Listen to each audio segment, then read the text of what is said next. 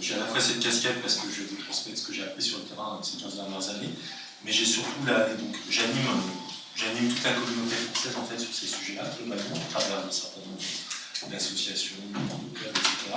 Et si aujourd'hui j'interviens, c'est au titre du Club Green IT, qui est un des collèges de la vaste communauté de l'écosystème français qui porte ce sujet-là. Le Club Green IT, c'est un ensemble de grandes entreprises privées et publiques qui sont parmi les plus en avance sur les sujets qu'on va aborder, sur comment faire un numérique responsable, globalement, et qui a vocation en fait à aider ses membres à grandir sur le sujet, à apprendre les uns des autres, et puis qui produit aussi des outils opérationnels. Aujourd'hui, tous les outils qui existent sur le terrain qui permettent à des responsables informatiques, à des responsables RSE, développement durable, de rendre le numérique plus responsable, c'est des outils qui sont produits par la communauté, notamment par le Club Green IT. Est-ce que Common, qu'on a entendu ce matin, est membre du Club Green IT? Non, parce qu'en fait, ce sont des grandes organisations. D'accord. Pour l'instant, et pas des startups. On est en train de faire évoluer le Club Green IT. Pour l'instant, c'est la SNCF, la Poste, la Pôle emploi, on crée tous pour les publics. En fait, on est en train de transformer le Club Green IT. La communauté, c'est greenIT.fr. Dedans, il y a 2 collèges, le Club Green IT et le collectif Conception. Et on travaille avec Adrien ensemble, par exemple, sur l'indice de réparabilité au ministère de la Transition écologique et solidaire. On va créer d'autres collèges. Un collège pour les ONG, un collège pour les startups, un collège pour les territoires aussi, ce qui pourra vous intéresser. Donc on est en train de mettre tout ça en musique et on annoncera normalement au début juin. Voilà, donc parmi les choses qu'on produit, on produit des référentiels de bonnes pratiques qui aident concrètement des responsables informatiques à mettre en œuvre une démarche de numérique responsable. On produit des livres blancs pour influencer. J'ai entendu Mounir Majoubi, on a remis un livre blanc à Mounir Majoubi et Monique Parson en mars dernier, pour dire voilà, dans la rencontre entre le numérique et l'environnement, voilà ce que tous les pouvoirs publics pourraient faire dans des actions concrètes. Avec la FING, on a vu justement en décembre. Oui, avec la FING, l'IDRI et le WWF France. Tout à fait, et puis greenwatch.fr. On produit aussi des outils comme Reboot qui visent à faire en sorte que des grandes organisations, lorsqu'elles veulent se séparer de leur poste de travail, les fournissent à des associations diverses et variées, de façon à ce que ces équipements soient réemployés, notamment par des associations qui n'auraient pas forcément les moyens de s'acheter ce type de matériel.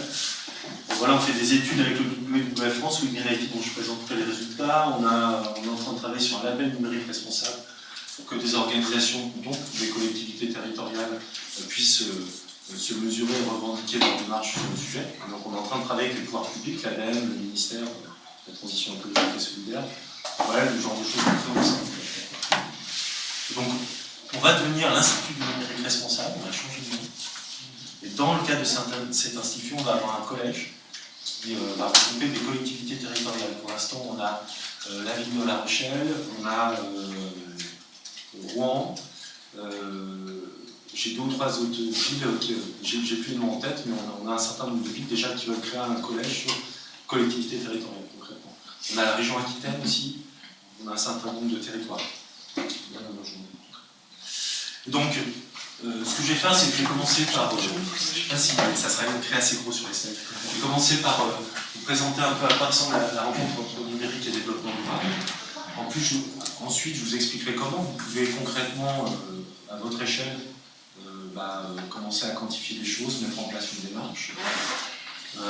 On se focalisera après sur les gestes clés que vous pouvez mettre en œuvre concrètement chez vous, et puis après, on va zoomer sur un domaine qui semble complexe et qui est nouveau, qu'on appelle la conception responsable de services numériques, qui est en fait très simple. Donc les mots font peur, mais c'est simple derrière, et qui est extrêmement efficace. Avant de continuer, je voudrais savoir à qui je parle. C'est-à-dire avoir une idée de si vous avez des profils plutôt RSE, plutôt DSI, plutôt rien de tout ça. Des profils plutôt techniques, si vous pouvez lever la main. Est-ce qu'il y a des DSI ou des informaticiens? Ouais, ok. Des gens du développement durable? Et les autres, vous faites quoi?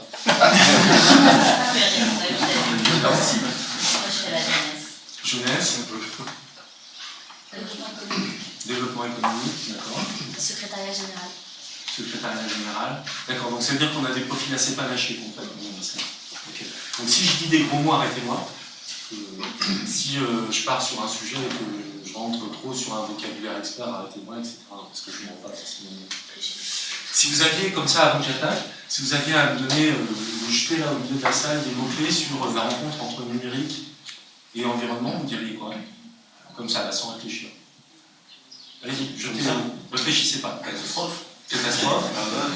Économie d'énergie. Économie d'énergie. Obsolescence programmée. Obsolescence programmée. Usage. Usage. Ok.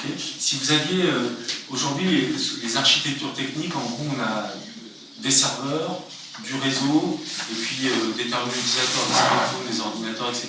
Si vous aviez à choisir dans lequel il y a les impacts, vous diriez que c'est plutôt dans les data centers, plutôt dans le réseau, plutôt dans les terminaux. Alors, Le data center à ma droite, qui est pour le data center? moi, partout. Le réseau. Ouais, mais vous devez faire un choix. C'est bien. Les terminaux utilisateurs. Il y a tellement de pollution, c'est bien. D'accord. Ok, donc globalement, à l'échelle de la salle, vous ne savez pas trop où ça se passe, quoi. Puisque j'ai eu que 3 mains qui sont levées sur l'ensemble de la salle. D'accord, ça m'a déjà un petit peu. Vous avez entendu parler de ces sujets-là dans les médias ou autres? Oui. Ce matin. Avec Amir? Oui, d'accord. Mais sinon, dans votre quotidien, vous en entendez parler dans la presse, à la radio, avec tous les gens? Oui. Et vous avez retenu quoi comme idée de ce que vous entendez? Oui, c'est que ça coûte cher. Ça coûte cher? En fait, non, c'est que ça coûte, non, ça pollue. Ça pollue? Il y a un besoin constant d'énergie dû à la technologie. D'accord. Et qu'on ne sait pas comment justement permettre de faire du développement durable tout en faisant du numérique. Oui. C'est vrai que la catastrophe. Ok. La technologie de blockchain qui est souvent invoquée comme une solution d'avenir dans ce domaine-là, et qui pour l'instant, quand on l'étudie, n'est pas vraiment un facteur. Bah, la blockchain du Bitcoin, ça scanne pas, ça va pas marcher. C'est-à-dire si tout le monde commence à l'utiliser, ça marche pas. Enfin, il y a des choses comme ça. C'est un fantasme, le Bitcoin. C'est juste un fantasme. Enfin, il faut dire les choses. Hein. C'est le modèle en fait. Ah bah oui, bien sûr, c'est évident. En fait, il y a une preuve de travail dans la blockchain, on a une preuve de travail, et plus on avance dans le temps, et plus on doit finalement à chaque fois pour faire preuve du travail qu'on a fait, plus la blockchain va croître de façon exponentielle. Donc à un moment, on n'aura juste pas la puissance informatique. Aujourd'hui, 60% du coup, cette blockchain en particulier, hein, puisque la blockchain a un concept, il y a plein de types de blockchain différents. La blockchain du Bitcoin, il y a un moment où ce ne sera juste pas du tout rentable, puisqu'aujourd'hui, 60% du coût de minage d'un Bitcoin, c'est le coût de la facture électrique déjà aujourd'hui, alors personne n'utilise. Donc demain, ça coûtera plus cher en électricité que ça vaudra concrètement. Donc ça veut dire ça ne marche pas le Bitcoin. C'est juste du fantasme. Point barre. Ça marche parce que personne n'utilise. Si on passait à l'échelle, c'est-à-dire qu'on remplaçait des cartes bleues par des Bitcoins, ça ne peut pas fonctionner. Ce qui ne veut pas dire que d'autres blockchains différentes ne fonctionnent pas. Hein. Voilà, donc en fait, il faut vachement trier. Sachant qu'on va voir qu'en plus, l'électricité, c'est pas le sujet en fait. Il n'y a pas de problème avec l'électricité. Dans la rencontre entre numérique et développement durable, déjà, je voudrais vous donner quelques repères chiffrés, quelques ordres de grandeur, pour que vous vous rendiez compte à quoi ça correspond globalement. Donc je vais prendre 3 chiffres sur l'environnement. Le premier, c'est les gaz à effet de serre. Le numérique à l'échelle planétaire, c'est 3% des gaz à effet de serre entrepris. Ça veut dire que c'est plus que l'aviation civile, concrètement. C'est 75 milliards de kilos de déchets électroniques par an. Alors pourquoi je prends des milliards de kilos? Parce que vous divisez par 7 milliards d'habitants et vous avez tout de suite une idée que c'est 10 kilos par habitant, par terrien. Alors sachant que dans les pays développés comme la France, on est plutôt entre 20 et 25 kilos, et dans des pays dits émergents ou moins développés économiquement, on va avoir moins de déchets par habitant, concrètement. Et puis surtout un chiffre qui est peu connu, c'est le mix. Il y a pratiquement rien qu'on fabrique, que les êtres humains, que l'humanité fabrique, qui nécessite autant de matières premières proportionnellement que l'électronique. Pour fabriquer une voiture, il faut 54 fois son poids en matières premières. Pour fabriquer une unité centrale, il faut 100 fois son poids en matières premières. Pour fabriquer un smartphone, il faut à peu près entre 1000 et 2000 fois son poids en matières premières.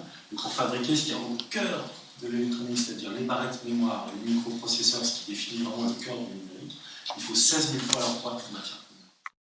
Et donc, évidemment, ça va contribuer très activement à épuiser les ressources naturelles non renouvelables si des petits trucs très légers comme nos téléphones consomment proportionnellement une quantité astronomique.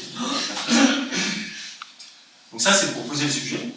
Et puis après, quand on essaie de trouver des solutions et il y a un chiffre qu'il faut, je corrige après, quand on essaie de trouver où sont les impacts, de comprendre où sont les impacts pour pouvoir agir concrètement, mais on se rend compte qu'à l'échelle du monde, donc là c'est une étude sur le numérique connecté à l'échelle mondiale, c'est une ACV simplifiée pour les spécialistes, et bien on se rend compte que c'est d'abord dans les terminaux des utilisateurs qu'on a des impacts. Pourquoi? Pour une simple raison, on a à peu près 22 milliards d'équipements numériques connectés à l'Internet pour 65 millions de serveurs. Donc ça fait un ratio de plus de 300 ordinateurs comme celui-ci connectés à un serveur. Donc, vous imaginez bien que fabriquer un serveur qui est finalement un gros ordinateur, caricaturé, fabriquer un gros ordinateur ou fabriquer 300 petits ordinateurs, chacun avec un écran, sachant que le serveur il n'y en a pas. Donc 300 petits ordinateurs plus 300 écrans versus fabriquer un gros ordinateur sans écran, c'est forcément dans les terminaux qu'on va les faire. Donc contrairement à ce que vous entendez dans les médias, on nous dit les data centers, la consommation électrique des data centers, etc. Le sujet n'est pas du tout là, concrètement, il est vraiment dans les terminaux utilisateurs. Ça, c'est vraiment un truc à garder en tête qui est très important. Et d'où l'importance du terme que j'ai entendu, obsolescence programmée, etc. Parce que ça veut dire que c'est d'abord sur les terminaux qu'il va falloir agir, il va falloir trouver des solutions. Alors après, quand on descend à l'échelle d'un service numérique, par exemple, pour une ville, qu'est-ce qu'on fait dans une ville? Quand je paye la cantine de ma fille, un service offert par la mairie, je me connecte, moi j'ai un intranet, enfin, je sais pas, un service numérique, je m'y connecte et puis je paye la cantine. Donc, tout ce type de service-là, eh bien, on se rend compte que c'est essentiellement la fabrication des terminaux, les grandes barres bleues, des utilisateurs qui posent problème. Donc là, c'est l'exemple d'une application mobile, mais si je vous mets finalement le site web d'une banque, c'est la même chose, et si je vous mets payer la cantine de ses enfants sur le site de la mairie, c'est la même chose. Donc c'est la fabrication des terminaux, des utilisateurs, que ce soit les smartphones, les ordinateurs, quel que soit le type de terminal, c'est là qu'on va avoir besoin de Excusez-moi, je comprends pas trop le schéma de la répartition, c'est quoi en fait? Alors en fait, ça, ce sont des résultats d'analyse de cycle de vie multicritères. Et donc, ce qu'on voit là, c'est qu'on a différents indicateurs environnementaux, les émissions de gaz à effet de serre qui vont contribuer au changement climatique. Je traduis le stress hydrique, donc l'eau bleue, concrètement l'eau douce, potable, enfin l'eau douce plutôt. La quantité totale d'énergie primaire utilisée, la quantité totale d'énergie primaire exprimée en énergie fossile utilisée, la quantité totale d'énergie nucléaire utilisée, puis l'épuisement de ressources abiotiques, donc les ressources naturelles non renouvelables, exprimées en équivalent anti-normé. Donc pour chaque indicateur, qui sont des indicateurs normés, ISO 14044, standard international, pour chacun de ces indicateurs, on va regarder où se situe, à quelle étape du cycle de vie se situent les impacts et dans quel équipement. Et typiquement là, on est sur l'équivalent d'une banque en ligne, donc concrètement. Donc typiquement là, ce qu'on voit, c'est dans la fabrication des terminaux utilisateurs, puis dans leur usage, et puis on a un petit peu d'impact au niveau du réseau, un petit peu en orange d'impact au niveau du cloud, parce que dans ce cas-là, j'ai un cas concret, il y avait quelques serveurs dans le cloud, et puis on va retrouver un petit peu de fin de vie des équipements. Donc contrairement à ce que nous dit la télé, on nous dit ah les data centers, pour moi c'est la petite barre orange. Par contre on nous dit ah les terminaux des utilisateurs. C'est là qu'il y a un petit peu. Mais c'est lié à l'effet de masse. Oui, tout à fait. Par rapport au nombre de terminaux déployés versus les data centers. C'est pas le terminal en lui-même, c'est plutôt l'effet de masse du nombre. C'est le fait qu'on a beaucoup de terminaux utilisateurs pour peu de serveurs. Donc là, ce que je fais, c'est que je lutte un peu contre une idée reçue qui tourne en bout dans les médias, qui dit que le problème c'est les data centers. Non, pas du tout. L'enjeu environnemental aujourd'hui, il est d'abord dans les terminaux. Il est ensuite dans le réseau. C'est ce que montre ce graphique en fait. C'est d'abord dans les terminaux, ensuite dans le réseau et seulement ensuite dans les centres de données. Par ailleurs, les informaticiens sont plutôt matures au niveau des centres informatiques. Ils savent comment limiter les besoins de refroidissement, limiter la facture électrique. Enfin, maintenant, c'est un sujet sur le panneau. C'est traité par l'informatique. Par contre, comment allonger la durée de vie des terminaux, comment baisser l'impact du réseau, c'est plus nouveau et plus compliqué. Alors, si on descend au niveau du smartphone, par exemple, je ne sais pas si Adrien a projeté ce slide, mais au niveau d'un smartphone, donc là, c'est l'analyse de cycle de vie du Fairphone 2. Mais on se rend compte que c'est bien dans la phase de fabrication d'un équipement. Si on regarde fabrication, fin de vie, utilisation, commercialisation, c'est bien dans la phase de fabrication d'un équipement qu'on a les impacts. Et si on va sur un ACV un peu plus détaillé, donc là c'est une unité centrale fabriquée en Corée, je crois, Corée. Et on se rend compte que c'est finalement l'extraction des matières premières et leur transformation en composants électroniques qui concentrent le gros des impacts d'un équipement électronique. Que ce soit un serveur, un vidéoprojecteur, quel que soit l'équipement numérique qu'on va utiliser, c'est d'abord l'extraction des matières premières et leur transformation en composants électroniques qui concentrent les impacts. Évidemment, si on a des équipements réseau ou des serveurs qui fonctionnent 24 heures sur 24, 365 jours par an, on aura aussi des impacts liés à la consommation électrique, donc à la fabrication d'électricité. Mais c'est d'abord, avant tout, dans la fabrication. On va retrouver généralement tous les éléments. Donc en fait, j'ai fini. Parce qu'à partir du moment où on a dit ça, globalement, vous pouvez déjà avoir en tête l'idée des gestes clés à mettre en œuvre. Si c'est la fabrication des équipements qui pose problème, alors qu'est-ce que je fais? Voilà, tout le monde en même temps, chacun son tour. Qu'est-ce qu'on fait? Je sais pas. On n'achète plus. On fait tout pas très. On n'achète plus, on va garder ça. Non mais on allonge le temps de vie des équipements. Ouais. Alors, alors voilà, on recycle, etc. En fait, vous êtes des experts, ça y est, du Green IT, puisqu'on appelle ça le Green IT. Vous êtes des experts, en fait. La clé fondamentale pour réduire l'empreinte du numérique à l'échelle mondiale, c'est fabriquer moins d'équipements et les utiliser plus longtemps. C'est la base fondamentale. On peut vous raconter, les gens peuvent vous raconter ce qu'ils veulent.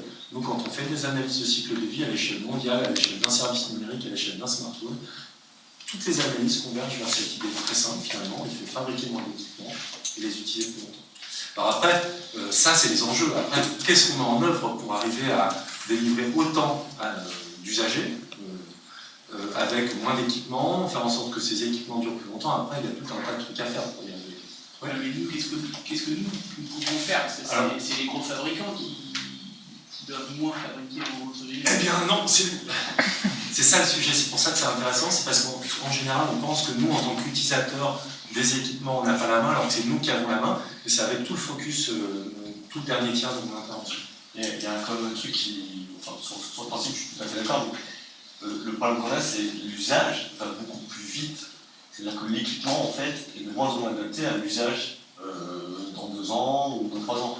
Moi quand j'avais un ordinateur avant ça pouvait durer 5, 8 ans, aujourd'hui des ordinateurs au bout de 2-3 ans ne sont plus adaptés à certains usages. On va y arriver, tout à fait. C'est l'usage qui... C'est un des constats clés qu'on va faire, tout à fait. Ouais, ok, parce que je peux avoir l'équipement qui marche pendant 5 ans, mais ça se trouve en 2 ans, il ne sera plus adapté à un usage. C'est ça que j'essaie de... On est bien d'accord. Okay. On va y arriver progressivement, tout à fait. En tout cas, la clé fondamentale de ce que disent toutes les études de type analyse de cycle de multicritères, c'est ça, fabriquer moins d'équipements plus longtemps. Et donc, je ne sais plus si j'ai les slides sur l'usage, je le fais vite. Ouais, je ne l'ai pas, donc en fait, on va le traiter maintenant. En fait, j'ai fait une presse vraiment sur notion. Donc, sur l'usage, effectivement, pourquoi est-ce qu'on remplace nos ordinateurs? Parce qu'ils poussent à la consommation. Qu'est-ce qui fait qu'on change nos ordinateurs Comme les applications, Les applications, Les logiciels. les nouvelles applications qui sont plus forcément adaptées. Pourquoi elles sont plus adaptées? Sur les programmes où tu as la sécurité, les nouveaux, enfin, je sais pas, ils sont plus adaptés aux nouveaux programmes, par exemple à Oracle, à Java, à ci, à ça, quoi, aux nouveaux programmes. En fait, c'est dit à l'envers de mon point de vue. C'est-à-dire qu'on a un matériel qui existe, qui est là, qui fonctionne. Ouais. On veut mettre un nouveau logiciel dessus, Ou un nouveau système d'exploitation, un par nouveau exemple. système d'exploitation. Et alors pourquoi on ne peut pas? Par exemple, je sais pas, Windows 10 par exemple, qui prend plus de ressources que... Parce qu'en fait, les programmes sont trop gras. On est d'accord, ils sont trop lourds. Ouais. Et ça fait ramer les machines. On va voir, c'est vraiment le sujet. J'ai gardé ça pour la fin, en fait, parce que c'est le constat fondamental. Et on est obligé de mettre à jour, c'est un cercle vicieux, parce qu'on est obligé de mettre à jour dû au problème de sécurité. Tout à fait. En fait, je pense surtout que tous les constructeurs se tiennent tous par la ruchette, entre les producteurs de logiciels, d'iOS, de systèmes, les producteurs de genre RAM, ils se tiennent tous et en fait ils s'arrangent. C'est un bon moyen aussi pour eux d'assurer leur pérennité économique tout simplement. Donc de toute façon, à partir du moment où c'est eux qui ont la donne, ils vont tous, c'est pas forcément en accord écrit, mais en tout cas, chacun va développer un logiciel plus gourmand, donc un calculateur plus rapide, etc. Et donc il y a des choses à faire, puisque ce sont nous les clients, nous sommes les clients, donc on peut faire quelque chose. On peut mettre un gilet et sortir dehors. Non, mais allez-y. Non, mais vous savez que vous avez agi en fait. Hein. Vous Ah. avez agi. C'est-à-dire qu'à un moment, vous avez dit à Microsoft d'aller se faire voir. Quand Microsoft a sorti Windows Vista, Ah oui, mais ça c'est nouveau. les utilisateurs du monde entier, vous, les clients, utilisateurs, vous avez dit à Microsoft, reprends ta grosse dose, j'en veux pas, je suis désolé, c'est un peu facile, mais c'est un peu comme ça qu'on a vécu. Et finalement, Microsoft a allongé gratuitement, sans faire de bruit, et il s'est même dépêché de le faire en s'excusant, il a allongé 2 ou 3 ans la durée de vie, la durée du support de Windows XP. Donc ça veut dire qu'effectivement, on peut vraiment agir en tant qu'utilisateur, il suffit que l'ensemble des utilisateurs à un moment donné disent ce logiciel est vraiment trop gourmand, j'en veux pas parce que ça m'oblige à changer mon ordinateur. On l'a fait à l'échelle planétaire. Mais là, c'est parce que ça fonctionnait mal. C'est parce que Windows 10 c'est pareil, ça rame grave, Windows 10 c'est hyper lourd. Non, ça fonctionne. Sur une machine qui a 6-7 ans. Ah oui, d'accord. Mais Vista, même avec une machine qui était quasiment neuve, ça y avait. Voilà, c'était un cas extrême, tout à fait. Mais c'était le même mécanisme. Moi, je pourrais vous raconter après, mais tous les membres du club Green IT mettent des contraintes en fait aujourd'hui. C'est une grande entreprise, la SNCF, et aujourd'hui, ils expriment à leurs fournisseurs. Alors, ils savent très bien que pour l'instant, ils sont dans les heures, même ça commence toujours comme ça, et puis petit à petit, ça finit par se durcir parce que la force que tout le monde passe. Il faut bien commencer, donc il faut que vous commenciez à le faire. Aujourd'hui, ils disent voilà, vous engagez à ce que le logiciel que vous demandez aujourd'hui, malgré les mises à jour, fonctionne toujours avec pas plus de ressources nécessaires, mais moins riche cycle satellite dans 5 ans. Ils mettent des clauses comme ça aujourd'hui dans leurs appels. Donc il n'y a que en le disant, si vous ne le dites pas, de toute façon, c'est sûr que l'éditeur est tranquille. Donc en fait, on peut vraiment faire des choses. Et on va voir que c'est surtout dans la façon dont vous concevez vos applications métiers, puisque finalement, vous prenez des briques de Lego, des bases de données, des serveurs d'application, des serveurs web, etc. Puis avec ça, vous construisez l'application qui me permettra à moi d'aller payer la cantine de ma fille et demie, quoi. Ça, c'est vous qui le construisez dans les collectivités territoriales. On va voir que c'est la façon dont vous construisez ça qui engendre le plus de grains numériques et qui fait le plus ramener les ordinateurs ou pas. Donc, comment on fait. Mais c'est la troisième partie de l'intérêt. Donc maintenant, si on se dit, ok, j'ai compris, il y a un enjeu, a priori, le numérique a une grosse empreinte à tous les niveaux. Comment je fais dans ma ville, concrètement, ou sur mon territoire? Eh bien, en fait, globalement, ce qu'on fait, c'est que, en général, on va faire 3 choses différentes et complémentaires. La première, c'est qu'on va commencer par quantifier les impacts environnementaux, parce que si on veut réduire les impacts, il faut les connaître. Donc, on va les quantifier avec une assez simplifiée. Ensuite, on va s'évaluer sur notre maturité. Est-ce que, je sais pas moi, mes utilisateurs est-ce qu'il y a une ville parmi nous? Forcément, on a une. Une ville? Une ville, oui. Que des villes. Donnez-moi le nom d'une ville n'importe. Villeneuve-la-Garenne. Alors, les utilisateurs du système d'information de la mairie de Villeneuve, de la ville, je ne sais pas comment ça marche, de Villeneuve-la-Garenne, impriment 20 pages par jour et par utilisateur. Est-ce que c'est beaucoup ou pas? Bon, on ne sait pas concrètement. Donc, ce qu'on va faire, c'est qu'on va se comparer aux autres pour savoir combien impriment les autres villes concrètement. Et là, on va savoir que les autres villes, par exemple, elles impriment 10 pages par jour et par utilisateur. Oula, donc il y a un sujet. Ensuite, on va regarder la maturité. Ah oui, mais moi, je suis à 20 pages parce que je n'ai pas paramétré mes imprimantes en recto verso par défaut, parce que je n'ai pas sensibilisé mes utilisateurs alors que les autres l'ont fait. Et c'est comme ça que, globalement, à travers de 3 approches, quantifier les impacts, se comparer aux autres sur des critères techniques, des indicateurs techniques, puis regarder les bonnes pratiques qu'on met en œuvre ou pas.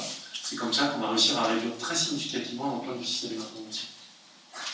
Et c'est pour ça que je vous encourage vivement à vous comparer aux autres, pour entrer dans une forme en fait, de compétition positive. En fait. On va voir qui est-ce qui imprime le moins finalement entre Villeneuve-la-Garenne et Montreuil, par exemple. Évidemment.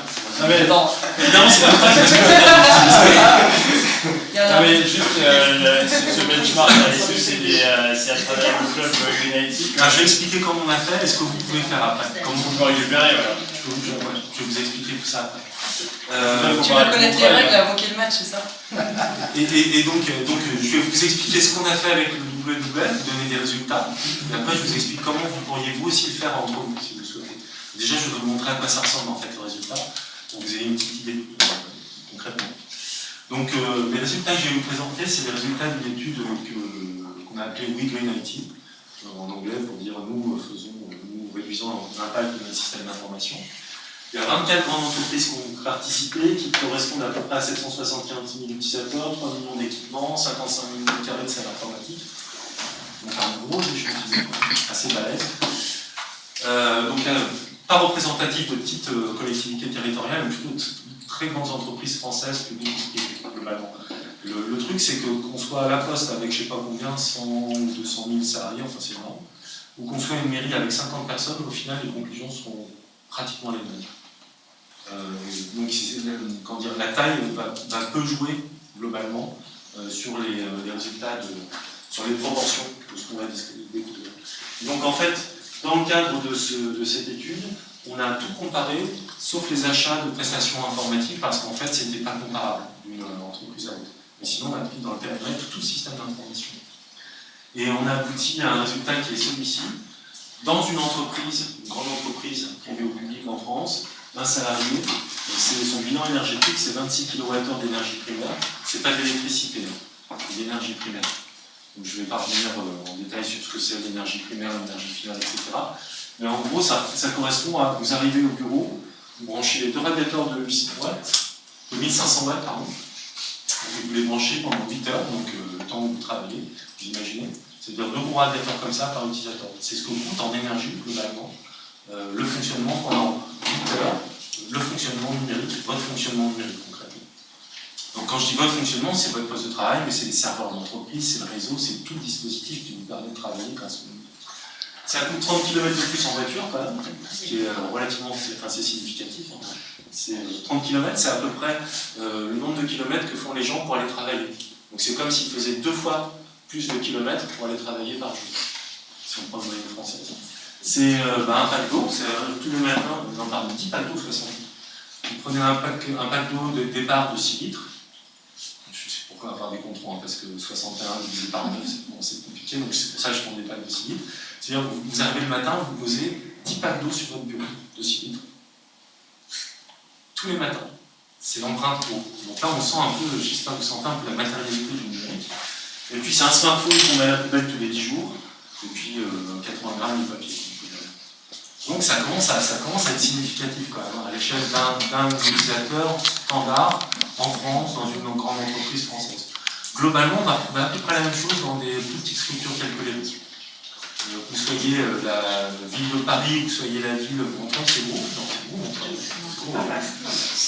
Alors, est-ce qu'il y a une petite ville parmi vous? Villeneuve-la-Garenne. Villeneuve-la-Garenne. Alors, Villeneuve-la-Garenne, voilà. 26 000. Que vous savez, Villeneuve-la-Garenne, 26 000. C'est pas si petit que ça, oui. Il y a plus petit. 26 000 utilisateurs? Non, 26 000 habitants. Ah oui, je disais 150 agents. Voilà, 150 agents. Globalement, 650. 650, vous allez quand même retrouver à peu près les mêmes proportions. C'est cumulé? On est d'accord? Ah oui, tout ça, c'est différents indicateurs environnementaux, tout à fait. C'est-à-dire que ça représente 26 kWh d'énergie primaire, plus l'émission de 4 kg de gaz à effet de serre, plus 63 litres d'eau, etc. Ça, c'est juste les indicateurs environnementaux qu'on garde, mais on pourra en mettre encore 10 à côté. C'est des indicateurs qui vont témoigner de l'impact, concrètement. Alors après, ce qui est intéressant, c'est de savoir où est-ce que ça a lieu dans mon système d'information de ma ville, concrètement. Alors, si on commence par mon bureau, globalement, ça a lieu lors de la fabrication des équipements des utilisateurs. On voit qu'il y a, dans la fabrication, on va retrouver l'essentiel du changement climatique, l'essentiel de la consommation d'eau, l'essentiel de l'émission de ressources énergétiques. Alors par contre, au niveau de l'énergie, on va retrouver plus sur la phase d'utilisation.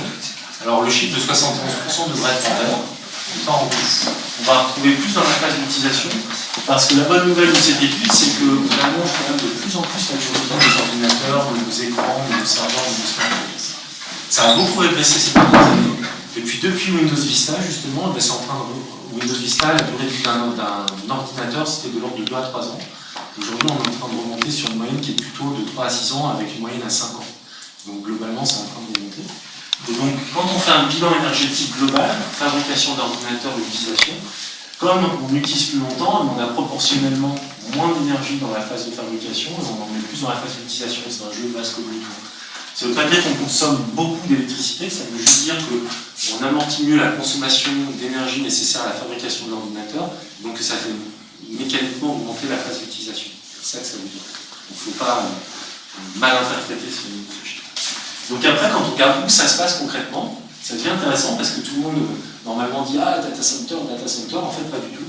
Les impacts ils sont essentiellement au niveau du service informatique, donc les êtres humains, les collaborateurs de la DSI, sans lesquels le système d'information ne peut pas fonctionner, et dans les postes de travail des utilisateurs, notamment dans les écrans, surtout si on a double écran, qu'on a double écran, plus ordinateur portable, plus ordinateur de bureau, et après ça va beaucoup varier en fonction du taux d'équipement des agents, on dit agents chez nous, des agents.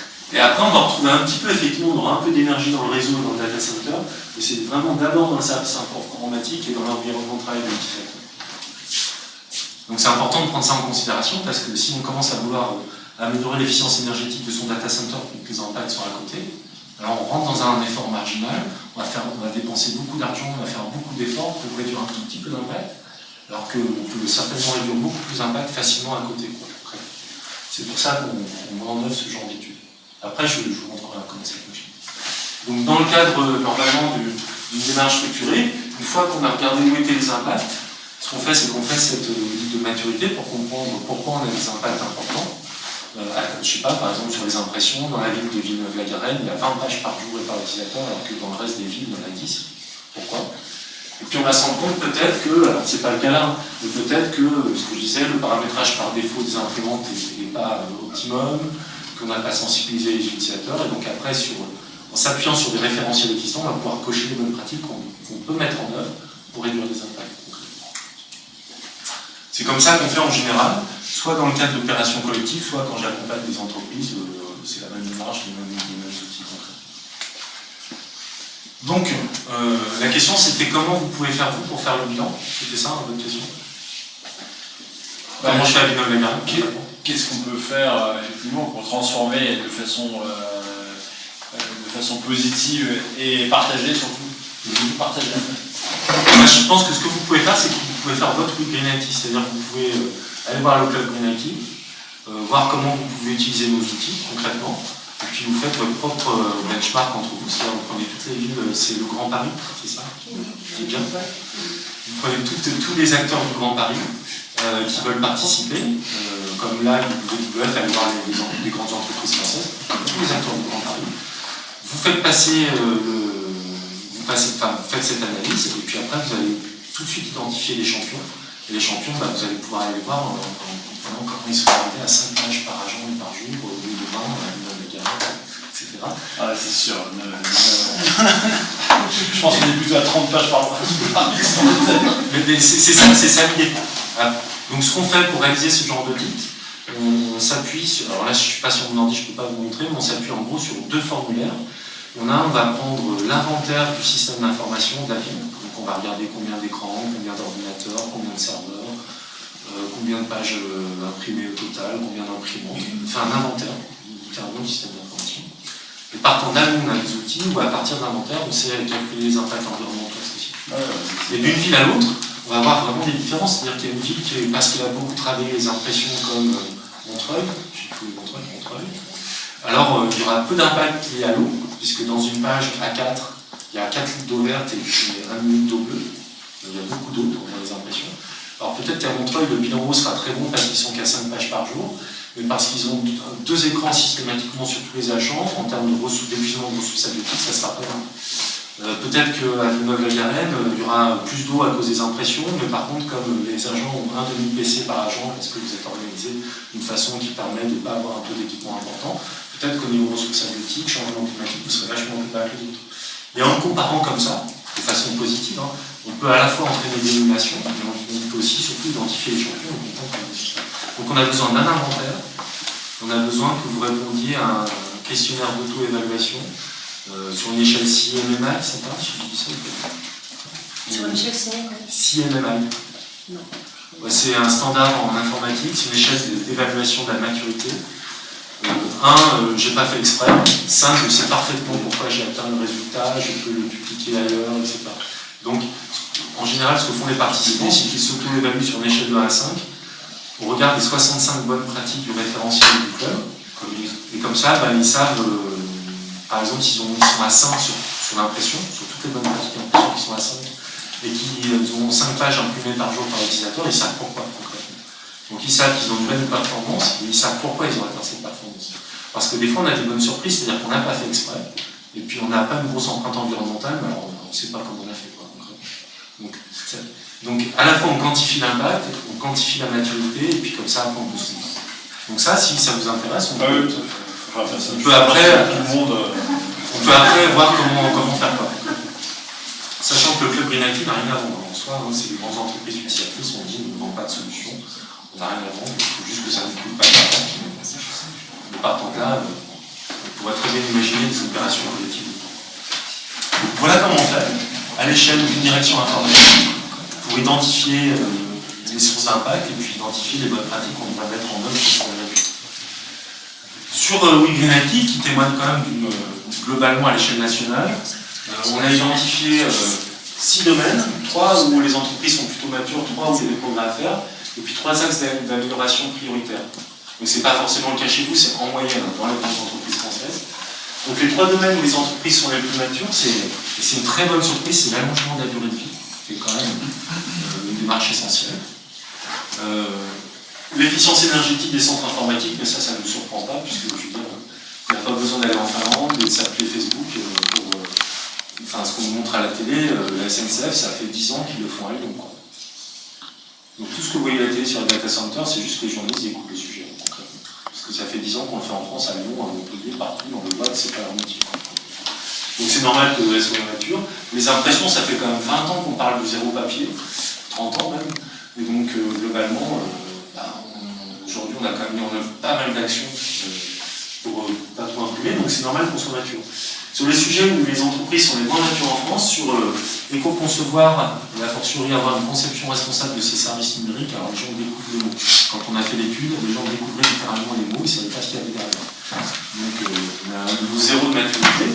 Sur la gouvernance et l'industrialisation de la démarche, pareil, les entreprises découvrent un peu le sujet, le numérique a un impact, comment on comprend.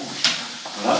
Et puis sur la téléphonie, paradoxalement, malgré toutes les émissions qui nous parlent des réunions politiques, le fait que le smartphone soit devenu le symbole à l'échelle mondiale de l'obsolescence programmée, malgré tout ça, en fait, la téléphonie est très peu travaillée, concrètement.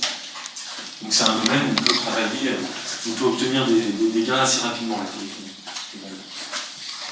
Donc, quand on a regardé ces 24 grandes organisations et puis qu'on a essayé de comprendre quels étaient finalement les gestes qu'on devrait mettre en œuvre en priorité les plus efficaces, on s'est rendu compte qu'il fallait continuer à poursuivre l'allongement de la durée de vie, notamment à travers du réemploi, je développerai un tout petit peu après. Concevoir les services numériques de façon plus responsable, c'est ce que je vais le plus développer dans la seconde partie de mon intervention. Et puis industrialiser un peu la démarche, parce que finalement aujourd'hui c'est quoi une ville? C'est des gens sur le terrain, des bâtiments et de l'informatique, le système d'information dans une économie majoritairement tertiaire en France. Ça veut dire quoi une économie tertiaire? C'est qu'on a des gens qui se déplacent pour aller dans des bâtiments et qui font de l'informatique, concrètement. C'est ça que ça veut dire. Essentiellement. Peut-être pas à l'échelle d'une ville, mais dans les grandes entreprises françaises, on a une banque, finalement son usine. L'usine, c'est son système d'information. Et je pense qu'il y a beaucoup de services de la ville où l'usine, c'est le système d'information aussi. Et donc forcément, il va falloir commencer à regarder le sujet de façon plus sérieuse. Donc pour nous, clairement la messe est dite depuis des années. Pour les experts, il y a clairement 2 sujets qui sont majeurs et sur lesquels il faut travailler en priorité: le réemploi des équipements, quelle que soit la façon dont on s'y prend, et la conception responsable des services numériques. Donc ce que je vous propose, c'est de vous présenter rapidement le réemploi et après de zoomer plus tranquillement et plus en profondeur sur la conception responsable des services numériques. Ça vous va? Ouais. Et après, vous allez bosser, je ne sais pas si vous l'avez dit. On aimerait bien leur donner quelques surprises. Vraiment, quand il y a les tables qui apparaissent, on les signe. Là, j'essaie d'aller vite sur la présentation parce qu'après, vous allez travailler, vous allez concevoir, vous allez éco-concevoir les services de votre ville, en fait. Vous êtes au courant?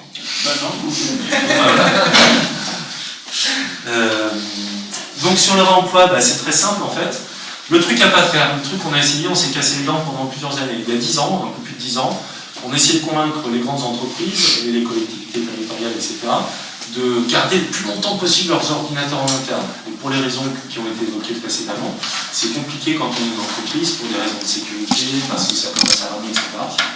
Parce que c'est plus garanti, c'est compliqué de garder les ordinateurs. Et on a fini par comprendre que finalement, si on voulait allonger la durée de vie des équipements maximum, fallait lui garder une durée de vie raisonnable dans son organisation, et surtout leur donner une seconde vie en dehors de l'organisation. C'est ça qui fonctionne.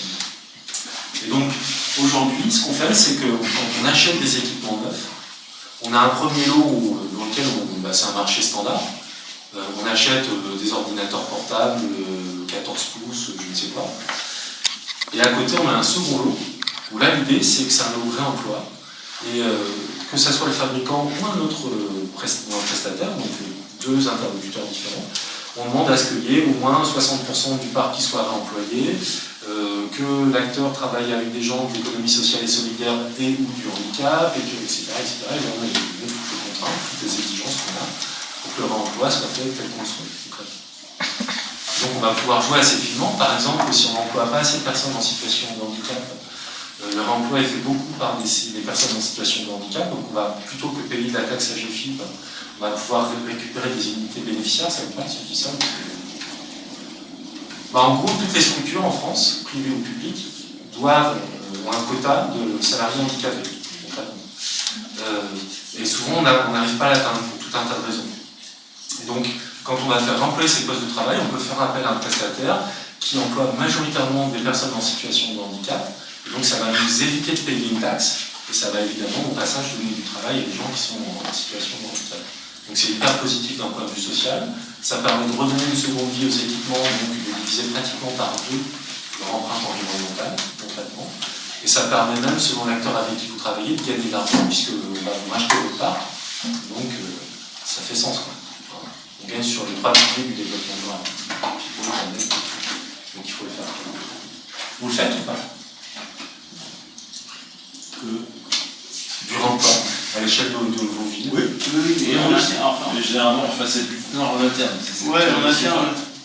Oui, par exemple, dans les écoles, des choses comme ça, Ouais. c'est-à-dire. La mobilité. Au moins besoin de ressources. Voilà, après, si vous avez la possibilité du fait que vous avez beaucoup de types d'usagers en fait, du système d'information, si vous pouvez basculer des postes de travail sur les écoles, ça fait le job aussi. Hein. Ouais, alors ça c'est entre guillemets une fausse bonne raison, enfin une fausse bonne idée, dans le sens où au début les équipements, finalement on se disait bon nous on a nos équipements, en gros l'éducation nationale se débrouille avec ces équipements, puis nous on n'a pas à fournir. Puis au fur et à mesure on dit oh bah tiens on a des vieux PC entre guillemets, donc on va les redonner gentiment dans les écoles en fond de classe. Et en fait c'est un faux problème parce que le budget. Non c'est pas ça, c'est que ça devient après un usage, et donc ça veut dire que le PC qui est en fond de classe va nécessiter lui-même d'être une machine relativement performante, donc finalement c'est un peu un puissant fin. C'était juste pour dire qu'on est sous web, la collectivité en fait il y a 3 ans, on était sous le principe du GALETI, donc c'est-à-dire de faire insérer dans tous les marchés publics effectivement la partie que le fournisseur devait reprendre le matériel pour ensuite effectivement soit le transmettre à des associations, soit pour voilà. Donc ça a été plus une politique de la ville. Ensuite, on termine ici, on va voir si ça va marcher. C'est vrai qu'on s'est concentré plutôt à se dire on va acheter plutôt des sortes de systèmes qu'on appelle des clients légers. Et donc on va avoir plutôt là où c'est centré, c'est là où on va toujours pouvoir augmenter l'énergie et la puissance. Et les clients en fait légers, malgré que les usages changent, l'impact qu'il y a sur les clients légers est minimum. Normalement, un client léger, ça fait 10 ans. Hein. Oui, c'est ça. Et voilà, c'est pour ça. Donc voilà, on espère que ça va le faire, hein, parce qu'on voit qu'il y a quand même des usages, tu viens de le dire, AutoCAD et tout ça. On voit qu'il y a des usages multimédia que le client léger n'arrive pas à faire. Et on espère qu'effectivement, voilà, parce que ça nous permet d'avoir des machines qui durent 10-15 ans. Quoi. Donc voilà, c'est une stratégie, on verra. Effectivement, c'est des alternatives. On va voir le résultat, on pourra savoir quel est le futur. Parce que nous, on a un peu plus gros, on a un peu plus de 200 agents. Donc, plus de 200 agents sont pareil des écoles et compagnie. Donc là, on fait le test. Et dans les écoles, on a mis aussi ces fameux clients légers. C'est pas cher. Un client léger, ça coûte 50 €, 100 € à peu près. C'est un genre d'idée. Par contre, on a derrière beaucoup investi dans du matos. Après, il faut les serveurs, il faut la bande passante. C'est pas la même chose du réseau. Et le réseau et les compagnies. D'accord. Je vous propose qu'on passe à la dernière partie pour qu'après vous puissiez travailler.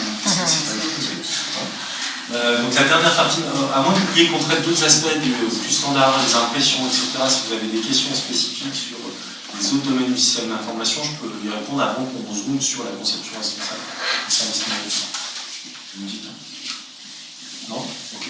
Donc ce que je vous propose, c'est de vous présenter en fait un sujet qui souvent les gens découvrent, qui pour les vieux comme moi n'est pas forcément très récent. D'ailleurs, on l'a connu plutôt au début de l'informatique, et qui est absolument crucial, puisque quand on a essayé de réduire les volumes d'impression, d'améliorer l'efficience énergétique du data center, quel que soit le levier qu'on va aller chercher au niveau du système d'information, en général, les gains sont de l'ordre de 20 à 40%. C'est-à-dire qu'on va être capable de réduire l'empreinte du système d'information, l'empreinte environnementale, de l'ordre de 20 à 40%, mais aussi les coûts associés, globalement, à peu près, mécaniquement, à peu près le même ordre de grandeur. Là, on va parler plutôt de facteurs 2, 20, 700. Donc là, on est sur des 200%, des 2000%, des 70 000%, enfin, on est sur un autre domaine complètement. Et pour tous les membres du Club Greenetic, qui sont des entreprises vraiment matures sur tous les sujets qu'on a évoqués jusqu'à maintenant, quand elles ont commencé à toucher du doigt le sujet, c'était, je voyais des dollars dans les yeux, et puis aussi tout ce que ça traduit derrière les dollars dans les yeux comme gains environnementaux monstrueux. Donc c'est pour ça que je voudrais vous parler de ce sujet-là en particulier, à la fois parce qu'il est nouveau, parce qu'il y a un potentiel de réduction d'impact qui est vraiment monstrueux. Donc l'idée, c'est qu'effectivement, on a dit que la solution fondamentale pour réduire l'empreinte du numérique, c'était d'utiliser moins d'équipements plus longtemps. Pour utiliser moins d'équipements plus longtemps, alors il faut essayer de comprendre pourquoi on utilise plus d'équipements moins longtemps. Parce que c'est ça l'équation d'aujourd'hui, elle est complètement inversée par rapport à ce qu'elle devrait être. On a une durée de vie des ordinateurs qui a été divisée par 3, en gros, globalement. Et on a 6 fois plus d'équipements par Français qu'il y a 30 ans. En gros, on a fait 3 fois 6, 18, on a multiplié par 20 l'empreinte du numérique par Français en 30 ans. C'est énorme. Et comment on y est arrivé? C'est le phénomène de Béziciel, clairement, qui a été déjà un petit peu décrit dans la conversation tout à l'heure. C'est le fait qu'à force de mettre à jour nos ordinateurs, ou à force de mettre à jour nos smartphones, on empile du grain numérique sur du grain numérique sur du grain numérique. Et à un moment, à force de mettre à jour, il y a tellement de lignes de code qui s'exécutent en mémoire, qui nécessitent tellement de cycles CPU que le processeur, que finalement, la machine elle finit par, même si elle est parfaitement fonctionnelle, elle finit par... on a la sensation que ça ralentit parce qu'elle n'est plus assez puissante complètement. Donc ce phénomène de Béziciel, on le connaît depuis très longtemps, puisque la loi de Niklaus Wirtz disait déjà en 1991 le logiciel ralentit plus vite que le matériel n'accélère. Donc en gros, tant qu'on ne regardera pas ce qui se passe du côté logiciel, on changera de poste de travail, nos serveurs toujours trop rapidement. Et ce phénomène de Béziciel, on l'a quantifié au niveau de Greenetic.fr. On a fait 2 études. La première, c'est le web. Une page web, aujourd'hui, elle est 115 fois plus lourde qu'il y a 30 ans, à peu près. Et si on regarde entre 2010 et 2015, donc sur une période plus récente, elle est 3 fois plus lourde. C'est-à-dire qu'entre 2010 et 2015, vous réservez un billet de train, vous lisez un article sur le Monde, vous payez la cantine de votre fille, machin, 3 fois plus d'octets, 3 fois plus lourde. La question qu'on va se poser après, c'est pourquoi, comment on a arrivé à quoi. Et puis quand on regarde le poste de travail standard dans une entreprise ou dans une ville, Windows ou Office, concrètement, entre Windows 98, Office 97 et Windows 8, Office 2013, il faut 114 fois plus de mémoire. C'est comme si on vous disait, votre voiture qui a 15 ans, vous en changez, parce que trop vieille, ou machin, vous en changez, on vous dit, voilà, pour faire le même nombre de kilomètres à la même vitesse, il faut un moteur 115 fois plus.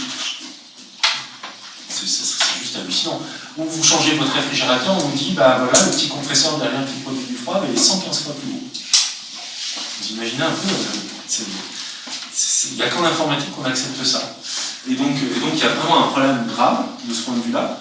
Je vais vous mettre en perspective le truc, c'est le cinquantenaire d'Apollo, de mission Apollo.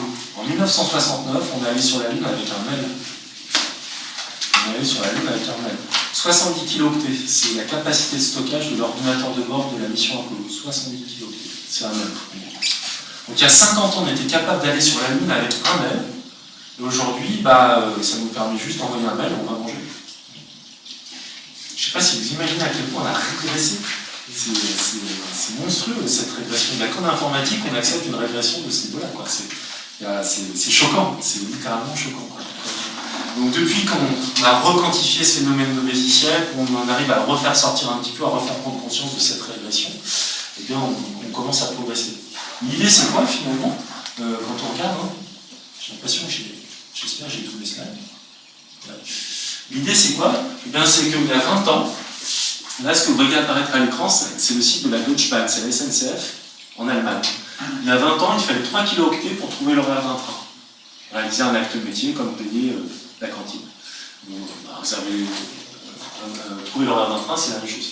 Et finalement, 20 ans plus tard, il faut 700 fois plus d'octets. Donc ça pèse 700 fois plus lourd d'un point de vue informatique pour exactement le même acte métier trouver l'horaire d'un train. Pourquoi? Parce qu'on a mis plein de gras. Mais alors, on met des tonnes de gras. C'est-à-dire que là, il y a une fonctionnalité. C'était comme Google, on peut rentrer, je vais de Paris à Bordeaux aujourd'hui, cliquer. De toute façon, on peut faire que ça. Ça fait le job, la promesse de base de l'utilisateur, rien de plus. Aujourd'hui, on a des services qui sont tellement gras qu'on cherche même sur l'écran, c'est là en fait, on cherche sur l'écran l'endroit où on va pouvoir réaliser l'acte de la promesse essentielle, trouver l'horaire du train. Donc finalement, si le numérique a un impact environnemental très important aujourd'hui, et si ça rame, et si on doit changer nos ordinateurs tout le temps, c'est parce qu'on développe, on conçoit des services numériques qui sont beaucoup trop gras d'un point de vue fonctionnel.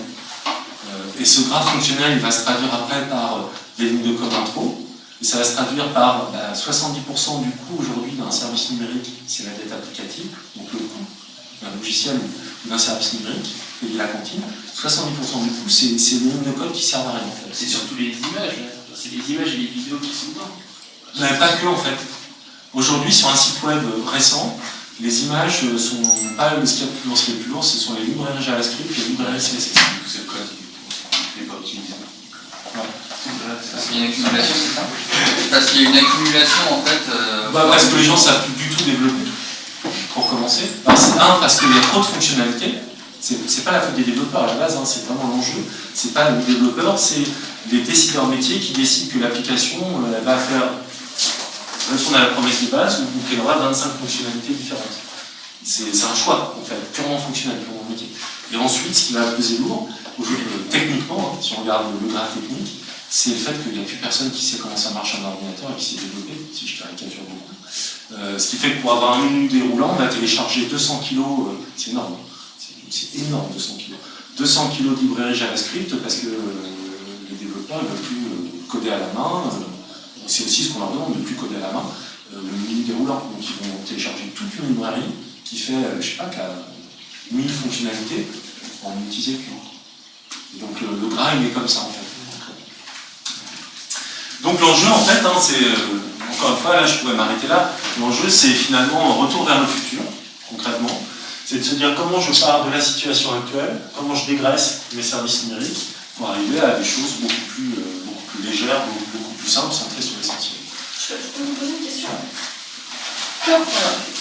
Vous dites, on en est arrivé là, puisque plus personne ne sait coder. Moi, je suis pas informaticienne, mais c'est quoi la logique derrière?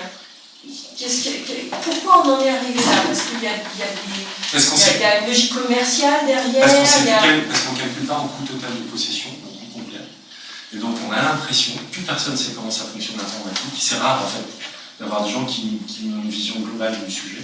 Comme les gens ne maîtrisent plus la chaîne de valeur, littéralement au sens économique du terme, de l'informatique, ils vont serrer la vis au prestat pour avoir un développement. On ne fait plus d'efforts sur la conception, du coup. On va serrer la vis au prestataire. Le prestataire, ce qu'il va faire, c'est qu'il va revenir sur les coûts, il va assembler à la va-vite pour faire un menu déroulant, et puis il va prendre une librairie complète, etc.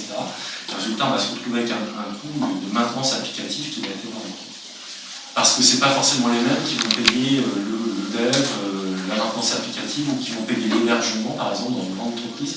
Vous avez une direction qui va payer l'hébergement sur les serveurs, donc qui va payer les serveurs. On en a une autre qui va payer la conception fonctionnelle, une direction métier.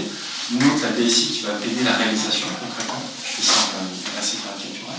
Résultat, comme l'entreprise est découpée en silos, donc tout est très très siloté, comme il n'y a plus de démarche de vision globale, en fait, c'est pour ça qu'on en arrive là. Mais c'est une erreur, on va investir plus sur la conception pour dégraisser le backlog, si les gens, les informaticiens, on devrait investir du temps pour faire comprendre aux directions métiers, aux décideurs métiers, nous déclinant de la DSI concrètement, que chaque fonctionnalité qu'ils demandent, qui ne sera pas utilisée, va se traduire par des impacts environnementaux, par un manque d'accessibilité, par la fracture numérique.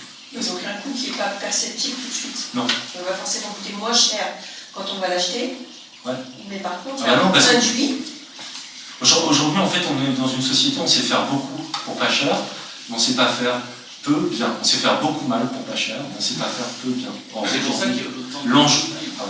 Non, c'est moi, excusez-moi. C'est pour ça qu'il y a autant de failles de sécurité dans les sites. Et donc après, ça coûte un bras en sécurité. Et en fait, plus on Parce qu'il y a tellement de code que forcément c'est beaucoup plus vulnérable que... L'enjeu, c'est la sobriété. C'est d'aller sur le juste besoin, la juste demande, et surtout adresser le besoin de l'utilisateur et surtout pas plus. Et on ne sait plus faire. On est dans une société où on en fait beaucoup, on le paye pas cher, mais c'est mal fait, quoi. Mais alors comment on fait pour retourner cette logique-là? Comment on fait pour faire prendre conscience que c'est un coût induit? Eh bien, aujourd'hui, on sait chiffrer le coût de chaque fonctionnalité si on fait un petit effort. On peut dire, globalement, même à la louche, on peut dire, voilà, sur les 25 fonctionnalités que vous voulez, vous avez 20 fonctionnalités qui vont coûter, je sais pas, 30%, et puis vous avez 5 fonctionnalités qui vont coûter tant. Donc après, on peut aider les clients ou les directions métiers à arbitrer la couverture fonctionnelle d'une application en fonction du coût, simplement du coût économique. On peut déjà le faire en passant par les coûts. Ce qui nous intéresse, c'est vraiment l'empreinte environnementale, mais on peut y arriver par l'aspect économique. On peut le faire, c'est pas dur, enfin un prestat, n'importe quel prestat, si on lui amène un cahier des charges, c'est déjà trop tard. Ça se fait avant. Mais un prestat, il sait vous le dire. Globalement, il sait vous dire parce que lui, il va regarder chaque fonctionnalité, combien de temps ça va lui coûter. Donc il sait le valoriser. Donc si vous avez un peu de compétences dans les directions informatiques, normalement les gens savent aussi estimer, même à la louche, ils sauront vous estimer le coût des fonctionnalités, au moins les répartir. Mais il y a aussi un autre aspect, c'est par rapport aux grands éditeurs, pour l'instant, parce qu'ils veulent vendre un logiciel, ils vous vendent l'ensemble des modules, même si vous avez besoin un peu de... Ouais. Ce qui fait ça alourdit un petit peu, et voilà, ça c'est une problématique aussi, parce qu'ils ne vendent pas uniquement le module. Là, Microsoft reconnaît que dans Word 2003, il y a 30% des fonctionnalités, il y a 5 fonctionnalités qui représentent 30% des usages, et une autre étude qui dit qu'il y a 80% des fonctionnalités demandées par les utilisateurs qui sont jamais ou très rarement utilisées. En fait, on nage dans un océan de gras numérique qui est du gras fonctionnel, parce qu'en fait, les 3/4 des fonctionnalités demandées par les utilisateurs, les gens ne les utilisent pas. Mais comme ils ont la fenêtre de tir, c'est là maintenant qu'on va leur réaliser leur application éthique, ça fait 2 ans qu'ils attendent, plein de cahiers des charges fonctionnels avec tous les trucs dont ils auront peut-être besoin. On se retrouve avec des trucs ultra obèses.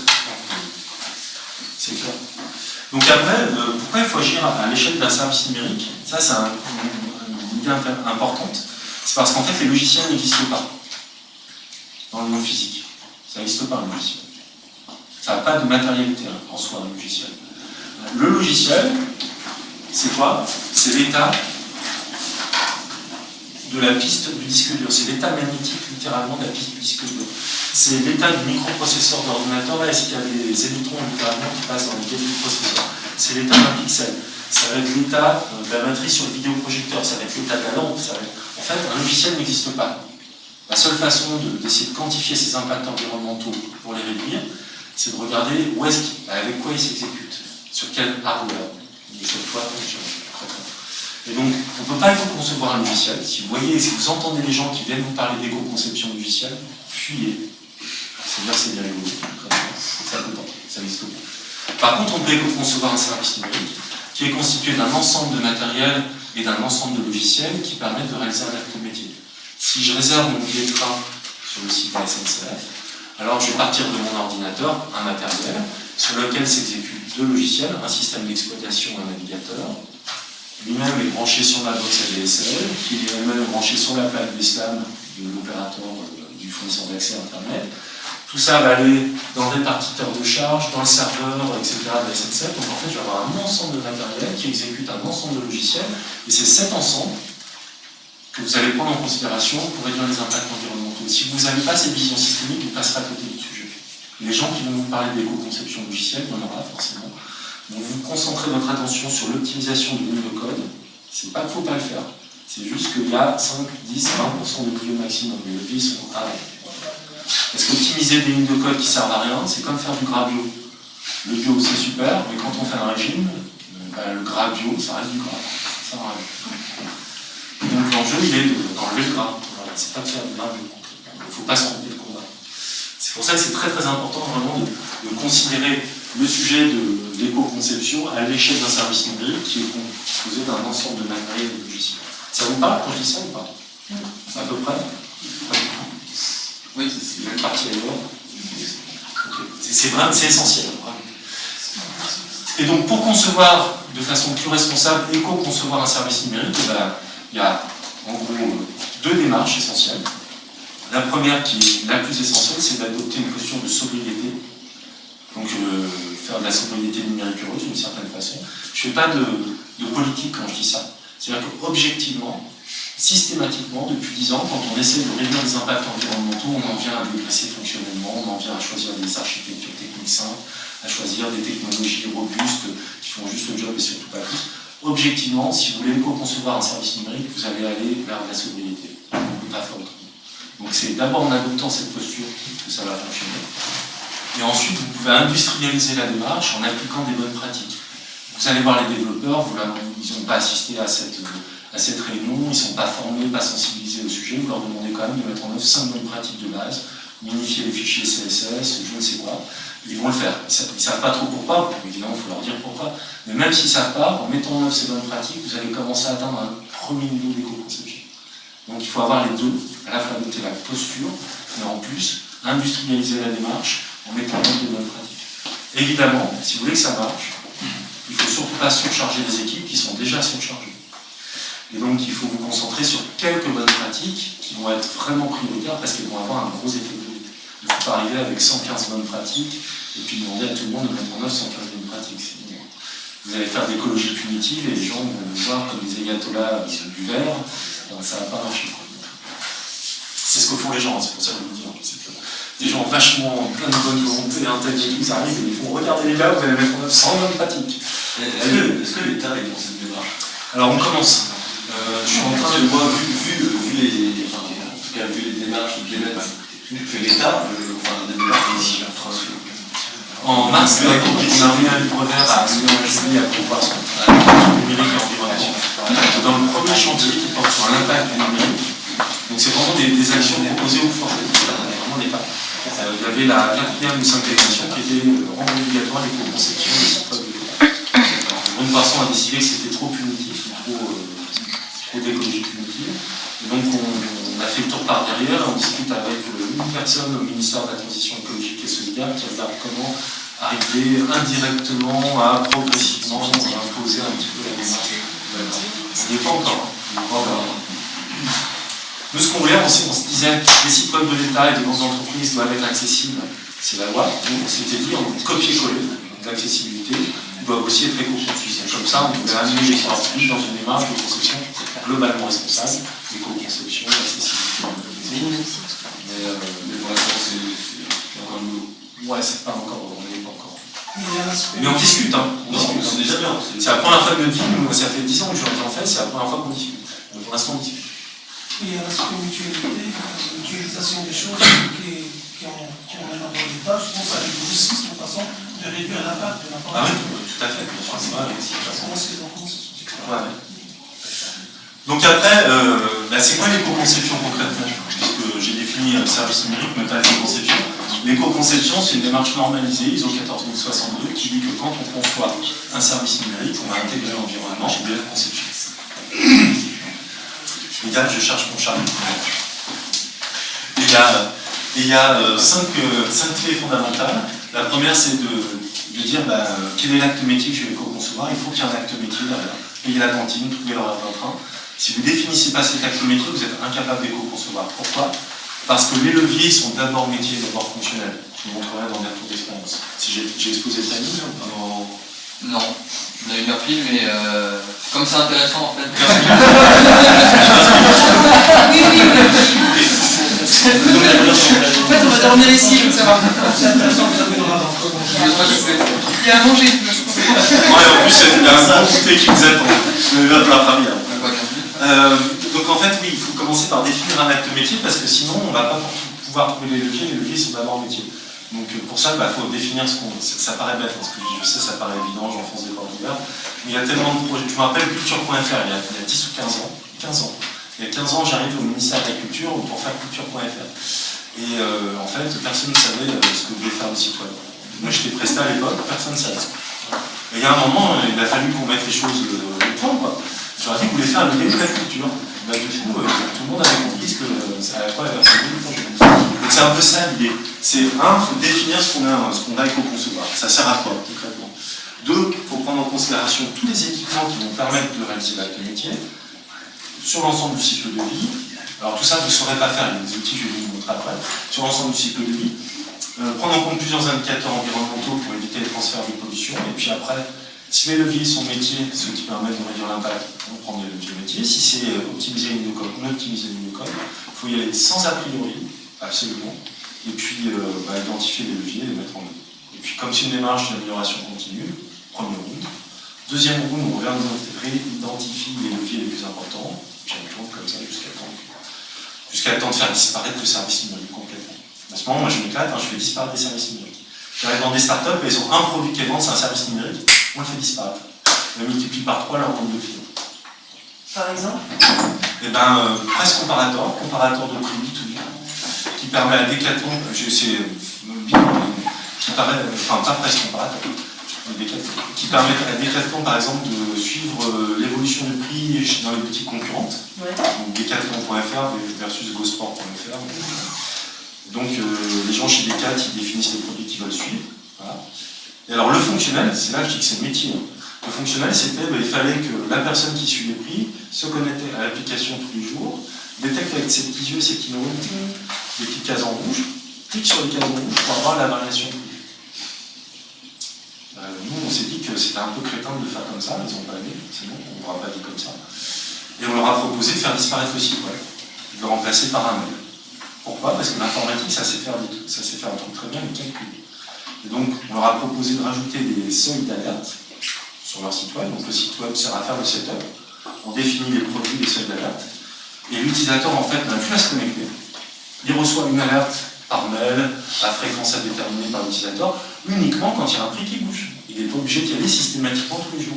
Résultat, ce qu'achètent les utilisateurs, ce n'est pas du tout un site web. C'est un service. Mais le service, c'est quoi? C'est un service qui va leur faire gagner du temps. Et donc l'application qui leur fait le plus gagner de temps, c'est celle qui n'existe pas. Et qui est là que quand il y a vraiment besoin, en fait. Et donc c'est comme ça qu'on fait disparaître les sites web, littéralement. On enlève des sites web où le processus métier n'est pas bien pensé. On fait rentrer le processus métier qui est un peu droit, c'est-à-dire qu'il faut se connecter tous les jours, utiliser sa tête, alors que l'informatique sait faire ça par cœur. Et on rentre dans une logique de gestion par exception, où finalement le site web, on n'y va que quand c'est utile. Ça peut paraître évident ce que je dis, mais c'est une révolution dans la façon dont les gens pensent. À chaque fois, la solution de report, c'est le mail ou... Ça peut être le SMS, un grand énergéticien français historique. C'est bon, vous l'avez.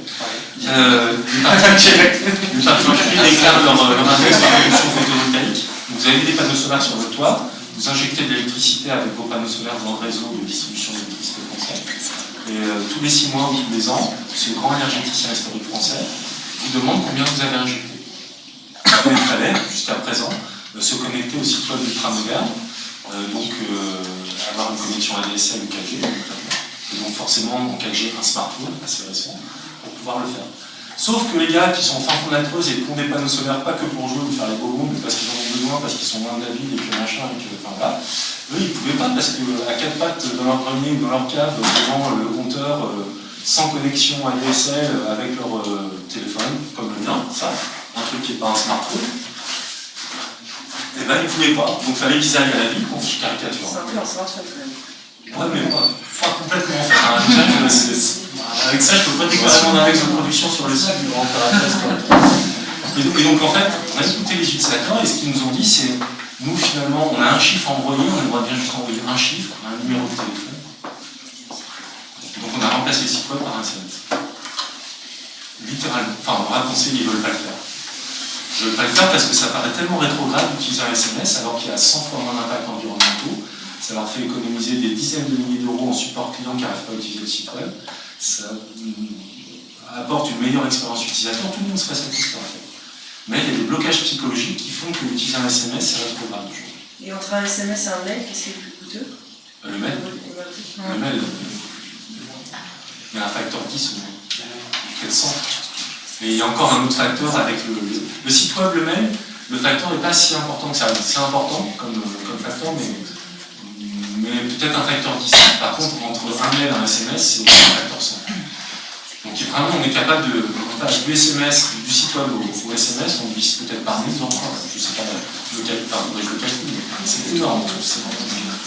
Et figurez-vous qu'en plus, quand on a des administrés, vous avez des administrés, ça permet aussi aux handicapés du numérique comme moi de quand même pouvoir utiliser le numérique. C'est-à-dire que ça, quand la SNCF me dit, je suis venu de Grenoble ce matin, elle m'a envoyé un SMS pour me dire dans quelle voiture j'étais, à quelle place. Et ben j'ai pu le lire. Ce qui veut dire que tous vos administrés, même ceux qui ont un simple téléphone mobile, ils peuvent quand même bénéficier des services que vous êtes censés leur donner. Et donc en plus, ça permet de lutter contre la fracture numérique. Je finis, je vais exposer les géniteurs là, sinon on a du timing. Mais pour vous dire qu'on fait vraiment disparaître des sites web littéralement et que les gens aiment ça, enfin les utilisateurs aiment ça. Alors, dernier sujet qui est vraiment important, et j'avais commencé à faire le lien, c'est qu'en fait, sauver la planète, c'est pas suffisant.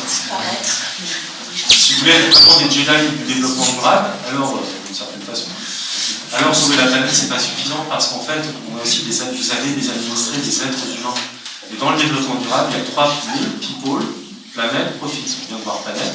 C'est bien aussi de s'intéresser aux gens pour pas leurs yeux. Vous savez que vous avez tous des handicapés, vous en avez conscience ou pas? Bon, j'espère que vous avez un tout petit peu marqué. Moi, je suis handicapé, j'ai vraiment un handicap cognitif. Donc, dès que tout le monde parle en même temps, je comprends plus rien pourquoi concrètement. Et vous avez tous été handicapés une fois dans votre vie, quand vous êtes cassé une jambe, quand vous avez une conjonctivite, quand vos enfants ont taffé leur nuit. On est en fait tous en situation de handicap permanent ou temporaire, ça dépend des gens. J'espère pour vous plutôt temporaire que permanent. Mais tous vos administrés, plusieurs fois par an, en fait, vont être dans des situations de handicap. Et donc, plus on va intégrer finalement cette notion de handicap comme quelque chose de normal, de quotidien, chez les utilisateurs des services numériques qu'on va concevoir, plus on va se dire que la fracture numérique, c'est pas qu'une fracture sociale, c'est aussi une fracture technique. Plus on va intégrer donc toutes ces différences de vos utilisateurs, et plus vous allez être capable de délivrer un service de qualité à l'ensemble de vos administrés, quelles que soient leurs différences. Et donc, moins vous allez laisser sur le bord du chemin des gens qui ont la malchance d'être pas exactement comme le standard que vous pensez incarner concrètement. Donc c'est vachement important de le penser comme ça aussi. C'est pour ça qu'aujourd'hui on ne parle plus simplement d'éco-conception des services numériques, mais qu'on parle de conception globalement responsable. On dit qu'il faut éco-concevoir pour la planète. Il faut que ça soit par conception accessible aux personnes en situation de handicap. Il faut aussi lutter contre la fracture numérique, respecter la vie privée, RGPD, faire un travail d'éthique, etc., etc. Et donc en fait, il y a tout un tas de facettes à la démarche. Il n'y a pas que l'éco-conception. Comme j'ai déjà exposé le timing et que j'avais excédé, j'ai plus là. Je n'ai pas développé tous ces aspects, mais ils sont vraiment essentiels. Alors, il me faut encore au moins 10 minutes. Ça va faire par rapport au tant pis, on fera moins d'ateliers, mais. Ouais. Que je réponds aux questions et tout. Donc, je voulais juste vous montrer un exemple. C'est finalement Yahoo qui était le leader incontesté du web à la fin des années 90. Leader mondial du web, Yahoo.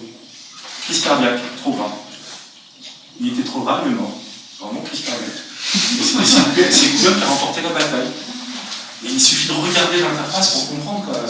L'appétence de 4 milliards d'internautes. Là, c'est une étude de marché, 4 milliards d'internautes.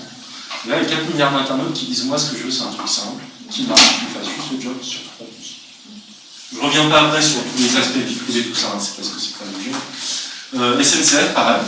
SNCF, ils se sont fait botter le train, sans faire de jeu de mots, par Capitaine Train. Une start-up qui s'est fondée et qui a un des grands succès des start-up récentes. Sur la promesse, vous allez aimer réserver un billet de train.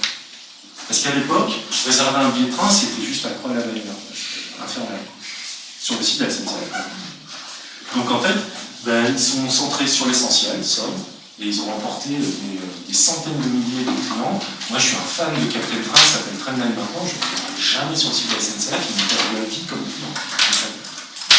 Et donc, tout ça pour vous dire que quand si vous étiez des entreprises privées, moi je bosse pour des boîtes privées qui sont en pleine transformation numérique, en pleine transition écologique et qui disent là, j'ai pas envie de finir comme nous. Il y a des enjeux littéralement stratégiques pour certaines entreprises de mourir ou de remporter la bataille, littéralement. On en est là pour certaines boîtes.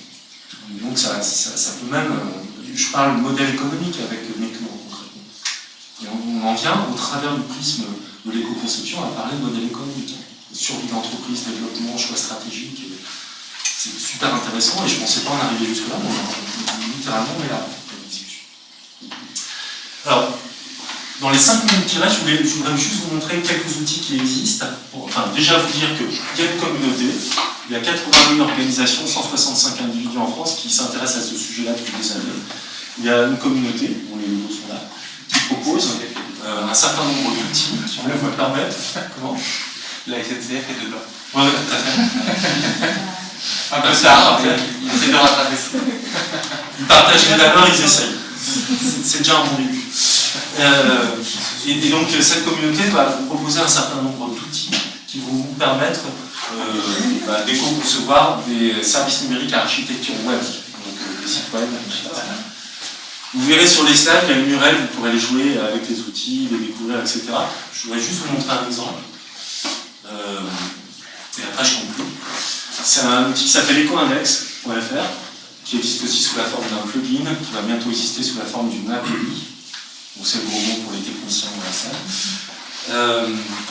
Cet outil, qu'est-ce qu'il fait ? Vous rentrez une URL, et puis donc l'adresse d'un site web, concrètement. Cet outil va automatiquement analyser la page qu'il y a derrière l'adresse, concrètement. Et l'outil va vous dire, bah voilà, alors là, demain je suis chez France Stratégie. Bon, là c'était le C3D, mais ça ils sont aussi mauvais. Donc demain je suis chez France Stratégie, et ça me dit, bah voilà, vous avez 2 sur 100. Donc ça fait quoi 2 sur 100 ? Je ne peux même pas mettre la note sur 20, tellement c'est pas beaucoup. Donc a priori, vous avez une empreinte, une performance environnementale qui est vraiment très mauvaise, dans l'absolu. Vous êtes 14 millième sur 14 millième, bravo les gars. Ça induit forcément cette mauvaise performance environnementale de la page qu'on analyse, une empreinte environnementale en gaz à effet de serre en eau qui est élevée. Et on explique pourquoi, voilà, elle est vraiment beaucoup trop complexe. En plus, vous nous demandez de télécharger 4 mégaoctets, c'est trop pour la page d'accueil d'un site web institutionnel. Et vous faites 200 allers-retours entre le navigateur et le serveur, etc. Donc là, juste en shootant l'URL, automatiquement, sans rien y connaître, ça va vous donner une idée de ce que cette page est plutôt performante.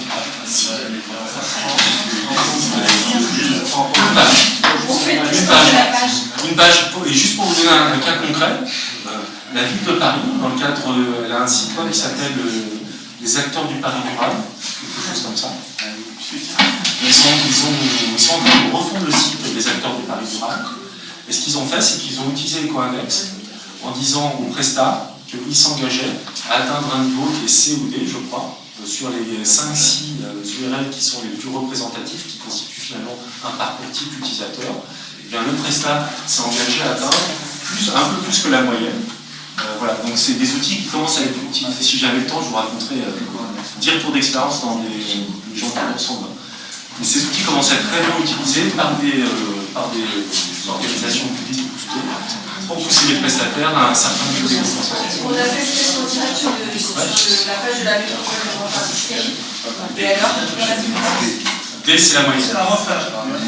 Non, c'est la moyenne, ça peut être pire. on est à 9222e Sur 14 829. Donc après, attention, c'est un maître mesureur cet outil, ça vous permet de comparer des carottes avec des carottes, mais choix des carottes. Hein. Parce que si vous comparez la page d'accueil, si vous comparez en fait la page d'accueil du Grand Paris, alors il faut peut-être comparer avec la page d'accueil, chez moi à Grenoble, c'est la métro, elle s'appelle. Alors là, pour le coup, il va falloir comparer. Alors, ça qui est intéressant, c'est que grâce à un outil comme ça, vous avez peut-être identifié une autre métropole qui a A. Alors là, vous allez dire, mais comment ils sont arrivés là? Et vous allez regarder quels sont les choix graphiques, fonctionnels, etc. Donc ça va vous permettre de vous positionner par rapport aux autres. Et donc, Moi, je vais nous sortir une semaine, j'imagine. Voilà, je conclue directement sur le fait que, vraiment, je pense que le message que j'essaie de faire passer, c'est... apparemment, on a que des, ça va. Le message que je voulais vous faire passer, c'est vraiment ça. C'est il y a 50 ans, on est allé sur la Lune avec un email. Et si vous voulez concevoir des services numériques qui luttent contre la fracture numérique, qui sont accessibles, qui ont un impact environnemental faible, qui ne coûtent pas très cher globalement, notamment en termes de maintenance, mettez-vous dans la situation où vous administrez sur le fin fond de la Creuse en 3G. Sur un smartphone qui a 5 ans. Et si vous vous mettez dans cette posture-là, Alors nécessairement, ça va vous obliger à vous concentrer sur les fonctionnalités essentielles. En vous concentrant sur les fonctionnalités essentielles, vous allez faire ce qu'a fait Google il y a 25 ans. Vous allez produire le meilleur service numérique qu'on peut imaginer. Parce qu'aujourd'hui, les gens sont victimes de l'infobésité. Ils ont une charge mentale numérique qui est beaucoup trop importante. Ils veulent juste des outils simples qui font juste le job, surtout pas plus.